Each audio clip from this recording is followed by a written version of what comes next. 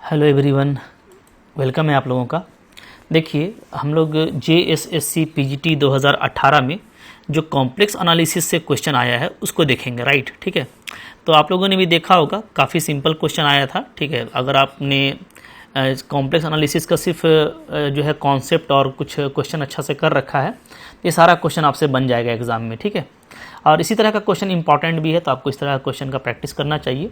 मैं आपको सजेस्ट करूंगा कि पहले आप वीडियो पॉज करें और खुद से बनाएं, डेफिनेटली आपसे ये बन जाने वाला है। ठीक है, चलिए मैं आपको दिखा देता हूँ, थोड़ा आपका कॉन्फिडेंस ऊंचा होगा। फर्स्ट क्वेश्चन है कि if a function F Z defined on some domain D of the complex plane is differentiable on the domain. ठीक है, मतलब जो डोमेन लिया है उसमें फंक्शन डिफरेंशिएबल है, तो अगर पूरे डोमेन में डिफरेंशिएबल है तो उसको हम लोग क्या कहते हैं, उसको हम लोग कहते हैं एनालिटिक फंक्शन। ठीक है, तो ये तो बाय डेफिनेशन आ गया आपका, तो करेक्ट ऑप्शन ए है। ठीक है, याद रखिएगा हार्मोनिक फंक्शन नहीं हो सकता, इसलिए कि अगर फंक्शन एनालिटिक है ना तो उसका जो रियल और इमेजिनरी पार्ट है वो हार्मोनिक होता है। ठीक है, फंक्शन हार्मोनिक नहीं होता, उसका रियल और इमेजिनरी पार्ट जो अगेन एक फंक्शन है वो हार्मोनिक होता है। ठीक है, तो ये नहीं हो सकता। अच्छा, नॉन सिंगुलर फंक्शन तो पॉसिबल नहीं है, बाउंडेड भी नहीं, राइट। ठीक है, तो यहाँ पे हम लोग एनालिटिक फंक्शन को करेक्ट करेंगे, बहुत जल्दी आप इस तरह का क्वेश्चन कर पाते हैं, राइट। सेकंड क्वेश्चन देखिए, select the function F Z which is analytic on unit sphere. ठीक है, आपको एक यूनिट स्फीयर दे रखा है, ठीक है ना, इसमें बोलता है कौन एनालिटिक है। तो अगर आप देखेंगे ना, तो जैसे आप तो इसको एक आपका तरीका है कि आप भाई जो कुशी रीमा इक्वेशन जानते हो, ठीक है, उसको आप ट्राई कर लो, तो एक आपका वो है ट्रिक। ठीक है, आप कुशी रीमा से आप लोग कर सकते हैं, बट लेकिन अगर आपने अच्छे से पढ़ा हुआ है कॉम्प्लेक्स फंक्शन तो आप यहाँ पे इंटायर फंक्शन को डायरेक्ट देख करके भी काम कर सकते हैं। ठीक है, यही जो है आपको ट्रिक है जो एग्जाम में आपका टाइम बचाता है। तो यहाँ पे जैसे देखिए, अगर आप इसको देखेंगे ना पहला ऑप्शन को, तो पहले ऑप्शन में ये EX माइनस आयोटा वाई ऐसा लिखा जाएगा, और ये हो गया EZ का कंजुगेट। ठीक है, तो जेड का कंजुगेट आपको पता है कि हार्मोनिक नहीं होता है, एनालिटिक नहीं होता है। ठीक है, ये ऑप्शन चला गया, ये हम लोगों ने देख रखा है। अब मैं इसको चेक करने से पहले ना मैं यहाँ पे नज़र रख रहा हूँ कि ये मेरा एनालिटिक है, क्यों। अब देखिए मैं इसको दिखाता हूँ, ये आपका है cos x, ठीक है, फिर है आपका ये cos हाइपरबोला y, राइट। और यहाँ पे आप ध्यान दीजिएगा, तो यहाँ पे एक्चुअली क्या है, ठीक है, तो दो आप जानते हैं, एक तो कि cos हाइपरबोला y को आप लिख सकते हो क्या, cos आयोटा y। ठीक है, और क्या होता है, और जो साइन मेरा हाइपरबोला y है वो क्या होता है, वो होता है माइनस आयोटा, ठीक है, साइन आयोटा वाई होता है, राइट। ओके, तो अब आप यहाँ पे देखें तो यहाँ पे आपको देखते ही काम बड़ा आसानी से हो जाएगा। कैसे, ठीक है, ये देखिए, इसको मैं लिख देता हूँ कॉस हाइपरबोला वाई को कॉस आयोटा वाई। ठीक है, चेंज कर देता हूँ मैं, तो ये मेरा बन गया कॉस आयोटा वाई, राइट। फिर यहाँ पे मैं साइन हाइपरबोला वाई की जगह पे ये अप्लाई कर दूंगा, तो प्लस आयोटा स्क्वायर ये बन जाएगा आपका, तो फिर से आपका माइनस हो जाएगा, तो ये आ जाएगा आपका साइन एक्स और साइन आयोटा वाई। ठीक है, अब ये देखिए cos A cos B minus sign A sine B, ये हो गया आपका cos A plus B, right. और ये क्या होता है, ये होता है कॉस जेड, और कॉस जेड को आप जानते हो कि ये इंटायर फंक्शन है। इंटायर फंक्शन का मतलब कि एवरीवेयर एनालिटिक, तो डेफिनेटली यही ऑप्शन आपका करेक्ट है। ठीक है, बाकी आप चेक कर सकते हैं बी और सी को, लेकिन उसमें भी आप देखेंगे कि कुशी रीमा आपका हिट नहीं करेगा। ठीक है, लेकिन अगर आप बहुत अच्छे से पढ़ के रखें तो आपको दिख जाता है डायरेक्टली, और ये सब प्रॉपर्टी वगैरह भी आपको जो बेसिक प्रॉपर्टी है वो याद रखना चाहिए। ठीक है, चलें, तो ये जल्दी होता है, मतलब कि मैं बहुत जल्दी इस तरह का क्वेश्चन को इस तरह के ट्रिक से करता हूँ। ठीक है, आगे बढ़े। नेक्स्ट है आपका एक complex function F Z you plus iota भी एंड इट्स कंजुगेट। ध्यान दीजिएगा, हाँ, क्या बोल रहा है कि एफ जेड और उसका कंजुगेट, तो कंजुगेट क्या हो जाएगा, कंजुगेट हो जाएगा इसका एफ बार जेड लिख सकता हूँ, यू माइनस आयोटा भी। बोलता है ये दोनों एनालिटिक है, यानी क्या, यानी एक्स प्लस आयोटा वाई को आप देखो तो ये तो एनालिटिक हो जाएगा क्योंकि ये जेड है। लेकिन अब जब इसका कंजुगेट आप निकालेंगे, इसका कंजुगेट क्या आ जाएगा, इसका कंजुगेट आ जाएगा एक्स माइनस आयोटा वाई यानी जेड बार। और आपको मैंने अभी बताया कि जेड बार क्या होता है, एनालिटिक नहीं होता, इसलिए कि ये जो कुशी रीमा इक्वेशन है उसको सेटिस्फाई नहीं करता है। ठीक है, तो ये सब आपने अच्छे से पढ़ा हुआ है, ठीक है, मैंने आपको पढ़ाया भी है, और आपने इन सब क्वेश्चंस को टेलीग्राम में भी किया था, तो डेफिनेटली ये तो नहीं होगा, आप इसको भी चेक कर लेना। ठीक है, ये आप देखोगे ना, तो ये है क्या, तो ये है आपका एक्चुअली जेड का स्क्वायर। ठीक है, ये पूरा जेड का स्क्वायर है ना, क्योंकि ये आयोटा स्क्वायर वाई स्क्वायर होगा। ठीक है, तो अगेन इसको भी आप देखोगे तो इसमें दोनों पार्ट इसका एनालिटिक नहीं आएगा, ठीक है। ये तीसरा वाला तो एक कांस्टेंट है, तो ये भी नहीं होगा, ठीक है। मतलब इसमें क्या है, x square plus y square है, इसमें भी आप उसी में अप्लाई करेंगे तो आप देखेंगे कि इसके साथ इसका जब कंजुगेट आप लेंगे तो डेफिनेटली कंजुगेट भी यही आएगा। तो यहाँ पे जो करेक्ट ऑप्शन है वो है आपका कांस्टेंट, क्योंकि कांस्टेंट का कंजुगेट चेंज नहीं करता ना, और कांस्टेंट क्या है आपको पता है कि ये इंटायर फंक्शन है, ठीक है, और इसका कंजुगेट भी कांस्टेंट ही रहेगा। तो देख करके आप डायरेक्ट एफजेड को टिक कर सकते हो कि भाई ये कांस्टेंट जो है ये इंटायर फंक्शन है और एवरीवेयर एनालिटिक है, इसका कंजुगेट भी यही रहेगा तो वो भी एनालिटिक होगा। तो बहुत जल्दी ऑप्शन आप इस तरीके से एलिमिनेट कर लेते हैं, राइट। नेक्स्ट देखिए क्वेश्चन है आपका कि बोलता है सी आपका positively oriented simple closed contour है, ठीक है, with in and on which F analytic except for finite singular point. मतलब ये आपको आप देखेंगे ना तो आपको सिंपल जो है जो कैलकुलस ऑफ रेसिड्यू है उससे ये क्वेश्चन है। कैलकुलस ऑफ रेसिड्यू आपने पढ़ रखा है, ठीक है, उसमें आपने जो है कॉशी का इंटीग्रेशन पढ़ रखा है, ठीक है, कॉशी इंटीग्रेशन। तो जो कॉशी का जो इंटीग्रल फार्मूला है वहाँ से आप डायरेक्ट देखेंगे तो ये क्वेश्चन है कि अगर कोई फंक्शन हर जगह एनालिटिक है एक्सेप्ट द फाइनाइट सिंगुलरिटी, तो उस केस में जो इंटीग्रेशन होता है ओवर कंटूर सी, ठीक है, ऐसे भी आप लिख सकते हैं उसको, हालांकि यहाँ पे कंटूर दिया हुआ है। तो इसमें क्या होता है 2 pi iota into sum of residue होता है, यानी ऑप्शन नंबर ए आपका करेक्ट है, ठीक है। बाकी यहाँ पे आपका रॉन्ग है, ये तो जस्ट स्टेटमेंट बेस्ड हो गया। देख रहे हैं कितना इजी क्वेश्चन आपसे कर रहा है ना, जस्ट वाव है आपके लिए। लूट लो इस तरह के क्वेश्चंस को, इस तरह के क्वेश्चन मिस नहीं होने चाहिए, अच्छे से पढ़ के रखें, ठीक है। और बहुत सारे क्वेश्चन आए हुए हैं, ठीक है, मतलब कि आपको अबाउट 12 से 13 क्वेश्चन आया है, 15 क्वेश्चन तक आ सकता है इस तरह का। तो ये सब क्वेश्चन अगर आप कर लेते हैं तो डेफिनेटली आपका एग्जाम फिर मिस नहीं होगा, ठीक है, आप उसको क्वालिफाई कर लेंगे। नेक्स्ट क्वेश्चन देखिए यहाँ पे, बिल्कुल यहाँ पे देखिए क्वेश्चन, बेसिक क्वेश्चन पूछा था आपको, ठीक है, cos z/2 dz का इंटीग्रेशन, बट यहाँ पे ऑप्शन कैसे आप मिलाओगे। तो देखिए यहाँ पे अगर हम सिंपली इंटीग्रेट कर दें तो cos z/2 का क्या होगा, साइन z/2 होगा, राइट, और आपका 1/2 इस तरीके का आ जाएगा, ठीक है। और यहाँ पे जो लिमिट है वो है 0 से पाई प्लस 2 आयोटा, राइट। तो हम लोग 1/2 को बाहर कर देंगे तो लिमिट डालेंगे तो आ जाएगा साइन पाई/2 प्लस आयोटा लिख देता हूँ, चूँकि 2 से डिवाइड होगा, माइनस साइन 0 आपका 0 होता है, ठीक है। अब यहाँ से आप देखो 1/2 ये आपका हो गया कॉस आयोटा, राइट। अच्छा, अब देखिए कॉस आयोटा को मैं क्या लिख सकता हूँ, ठीक है। तो मैंने अभी आपको बताया कि जो हमारा कॉस हाइपरबोला है होता है x, ठीक है, वो क्या होता है, वो आपका कॉस आयोटा x होता है, राइट। अगर मैं x को 1 पुट कर दूं, x को 1, तो क्या हो जाएगा, तो कॉस हाइपरबोला इक्वल टू क्या हो जाएगा आपका कॉस आयोटा हो जाएगा, राइट, ठीक है। तो इसको मैं लिख देता हूँ 1/2 कॉस हाइपरबोला, ओके, करेक्ट है।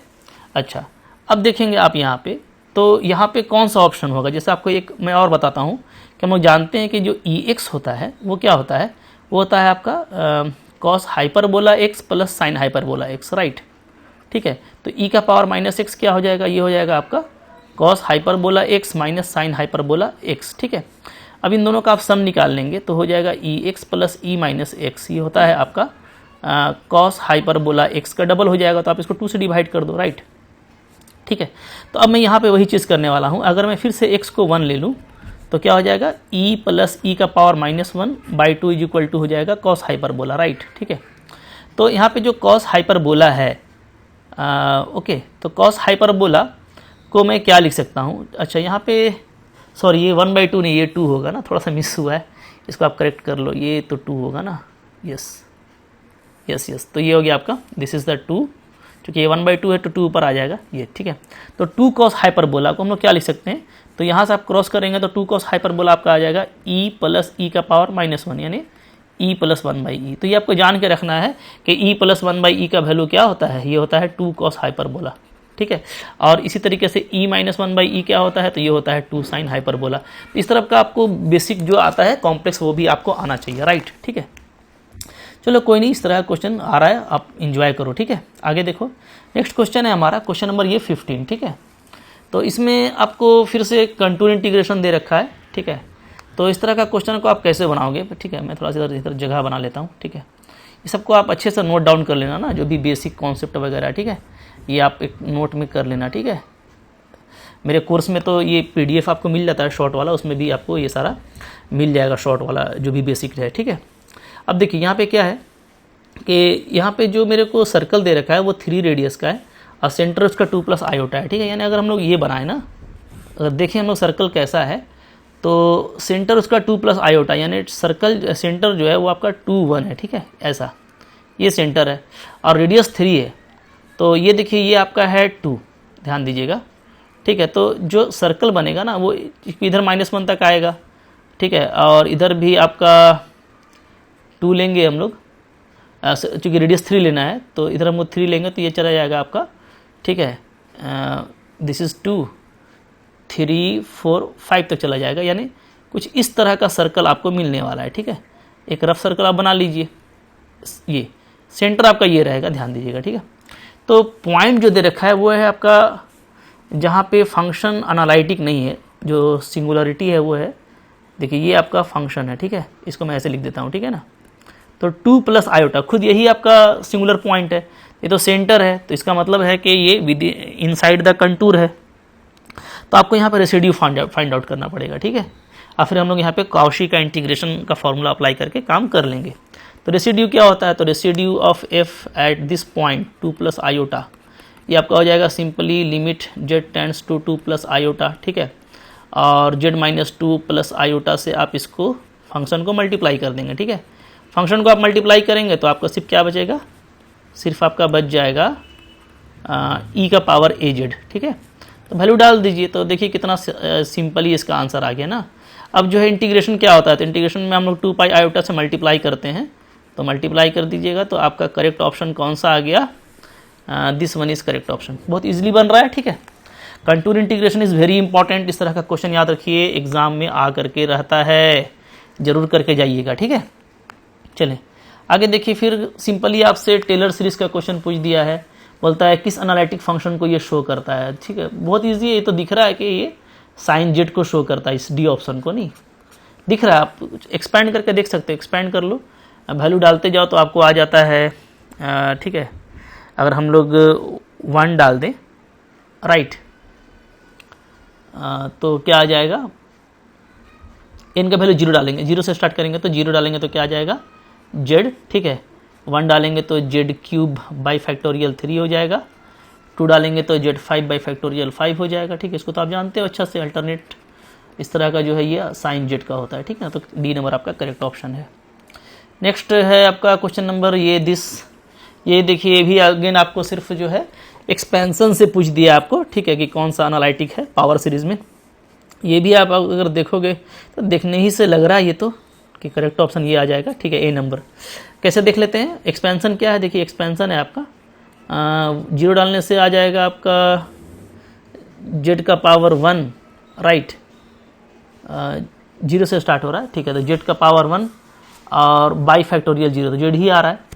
फिर आप देखिए, फिर आप 1 डालोगे तो आ जाएगा ये z का पावर 5 बाई फैक्टोरियल 2, राइट। फिर आप 2 डालोगे तो आ जाएगा ये z का पावर 9 बाई फैक्टोरियल 2 डाले हैं ना, ठीक है, 4, राइट। इस तरह से आ रहा है। इसमें आप z को कॉमन ले लीजिए, z को कॉमन लेंगे ना तो ये आपका बचेगा क्या, ये आपका बचेगा 1 प्लस z² बाई फैक्टोरियल 2, ये आपका बचेगा z4 बाई फैक्टोरियल 4, राइट। इस तरह का बचता है। तो ये क्या है, तो ये आप अगर देखेंगे तो जैसे आप cos hz को देख लीजिए, cos hz का एक्सपेंशन क्या होता है, तो इसका एक्सपेंशन होता है 1 प्लस z का स्क्वायर बाई फैक्टोरियल 2, राइट। अच्छा यहाँ पे ठीक है, ये देखिए z का स्क्वायर का होल स्क्वायर लिखेंगे तब ना z का पावर 4 बचेगा ना, यहाँ पे z का पावर 8 बचेगा, तो हम लोग क्या करेंगे z का 4 का ठीक है स्क्वायर कर देंगे, राइट, ठीक है, यस। तो ये z का स्क्वायर हो गया, यहाँ पे z का स्क्वायर का पावर हम लोग 4 कर देंगे तो ये 8 हो जाएगा। तो अब आप देखिए, अब आपका यहाँ से बन गया, जैसे देखिए ये आपका होता है cos hz, ठीक है। तो cos hz है। अब यहाँ पे अगर मैं क्या करूँ कि cos hz स्क्वायर ले लूँ, तो जहाँ जहाँ z स्क्वायर वहाँ z4 आ जाएगा, ठीक है, यहाँ z8 आ जाएगा। तो अब देखिए यहाँ पे वही चीज़ तो हो रहा है ना ये Z4 है, अगर मैं हटा दूँ इसको तो देख लीजिएगा, जैसे यहाँ पे ध्यान दीजिएगा तो ठीक है, क्या आ जाएगा, चलिए ठीक है, ओके।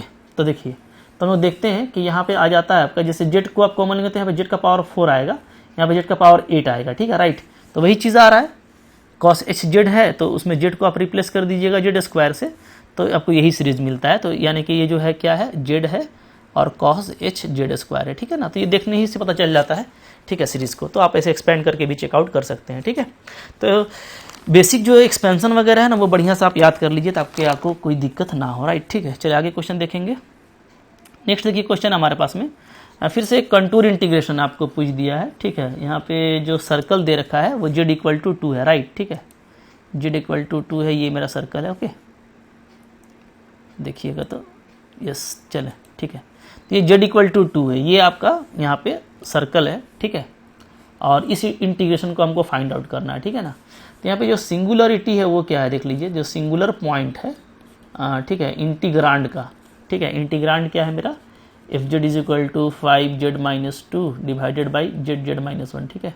यहाँ पे जो इंटीग्रल जो सिंगुलर पॉइंट है वो क्या है, z इक्वल टू 0 है और z इक्वल टू 1 है फ्रॉम द डिनोमिनेटर, ठीक है। और जो सर्कल आपको दे रखा है वो है z इक्वल टू 2, यानी सेंटर 0 और रेडियस आपका 2, ठीक है। ये तो एक तो 0 ही है और एक 1 है, तो दोनों इनसाइड लाई कर रहा है, तो आपको यहाँ पे दोनों पर रेसिड्यू फाइंड आउट करना पड़ेगा, ठीक है। तो आप रेसिड्यू फाइंड आउट कर लीजिए, z इक्वल टू 0 पे फाइंड आउट करेंगे तो क्या आ जाएगा, limit z tends to 0, z से मल्टीप्लाई कर देंगे फंक्शन को, ठीक है। तो क्या आ जाएगा, तो आ जाएगा लिमिट z टेंड्स टू 0, आपका बचेगा 5z-2, z कैंसिल हो जाएगा, z-1, ठीक है। 0 डाल देने से आपका 2 आ जाता है, ठीक है। इसी तरीके से आप रेसिड्यू निकाल लीजिए एट z इक्वल टू 1, तो ये आपका आ जाएगा limit z tends to 1, z-1 से मल्टीप्लाई करेंगे एफ जेड को, ठीक है। यहाँ से ये आपका आ जाता है limit z tends to 1, z-1 से मल्टीप्लाई करने से आपका बचता है 5z-2/z, ठीक है ना, ये आपका हट जाएगा। अब 1 डाल देंगे तो आपको यहाँ से 3 आ जा रहा है, ठीक है। तो जो फार्मूला होता है इंटीग्रेशन का वो क्या होता है, वो होता है 2 पाई आयोटा और सम ऑफ रेसिड्यू, यानी आपका 2 + 3, तो 5 2 जा 10 पाई आयोटा, राइट, ठीक है। वो यहाँ पे लगता है कुछ मिस कर गया है, यहाँ पे अलग अलग ऑप्शन होगा, देख लीजिएगा, 6 भी होगा, 10 भी होगा, ठीक है, 4 भी होगा, तो 10 वाला ऑप्शन आपका करेक्ट होगा, 10 पाई आयोटा, ठीक है ना। चूँकि 10 पाई आयोटा आ रहा है, यही आपका करेक्ट ऑप्शन है, ठीक है। तो इस तरीके से आपको काम करना है, ठीक है। Contour integration is very important, so इसके लिए अच्छे से प्रैक्टिस करके रखना है, ठीक है। एक देखिए यहाँ पे बेसिक क्वेश्चन है, ठीक है, इस तरह का क्वेश्चन भी एग्जाम के लिए इंपॉर्टेंट है, तो ये क्वेश्चन कैसे करेंगे, ठीक है। तो बेसिक क्वेश्चन एग्जाम में अगर आ जाए ना तो उसको बहुत अच्छे से करना होता है। जैसे देखिए, आप ये तो पता है कि आयोटा को आप क्या लिख सकते हो, ei π/2, ठीक है, ऐसे लिख सकते हैं हम लोग आइलर फंक्शन का यूज़ करके, ठीक है। तो अब देखिए, तो यहाँ पे सिंपली आप ये कर दीजिए, i का पावर -1/2 है ना, तो ये आपका हो जाएगा आयोटा π/2 का पावर -1/2, ठीक है। तो ये आपका हो जाएगा e आयोटा π/4, ठीक है। अब इसको हम लोग क्या बोलेंगे, इसको हम लोग बोलेंगे cos π/4 minus iota sine π/4, right. अभी आपका दोनों 1/√2 होता है, चाहो तो आप 1/√2 को कॉमन ले लो तो 1 माइनस आयोटा आ जाएगा, ठीक है ना। ये पहला ऑप्शन आपका करेक्ट है। तो देखिए इस तरह से आपको बनाना है, एग्जाम आपके लिए मुश्किल नहीं है, ठीक है, आराम से करना है, ठीक है। और देखिए कितना जल्दी जल्दी क्वेश्चन बन रहा है, तो इस तरह से आप एग्जाम में केयरफुल होकर करेंगे तो डेफिनेटली आप क्वालिफाई करेंगे। तो तैयारी करके देना है, ठीक है, बगैर तैयारी किए नहीं देना है, क्योंकि क्वेश्चन ज़्यादा मुश्किल नहीं आता है, ठीक है। तो अगर आप मेरे कोर्स को ज्वाइन करना चाहते हो तो आपको लिंक मेरा मिल जाएगा डिस्क्रिप्शन में एप्लीकेशन का, उसके ज़रिए आप बहुत अच्छे से इसका कोर्स कर सकते हैं, बहुत मुश्किल नहीं है, पढ़ के दीजिए, ठीक है, अपने ऊपर थोड़ा खर्च कीजिए, नॉलेज गेन कीजिए, आपको एग्ज़ाम भी मिलेगा, ठीक है, क्वालिफाई भी होंगे, नॉलेज स्ट्रेंथ भी आएगा, राइट, ठीक है। आई होप आपके लिए काफ़ी अच्छा था ये लेक्चर, तो लाइक कीजिएगा इसको, डेफिनेटली चैनल पर नए हैं तो सब्सक्राइब कीजिए और इसको फ्रेंड्स साथ में शेयर कीजिए, ठीक है। चलिए पढ़ते रहिए, थैंक यू वेरी मच।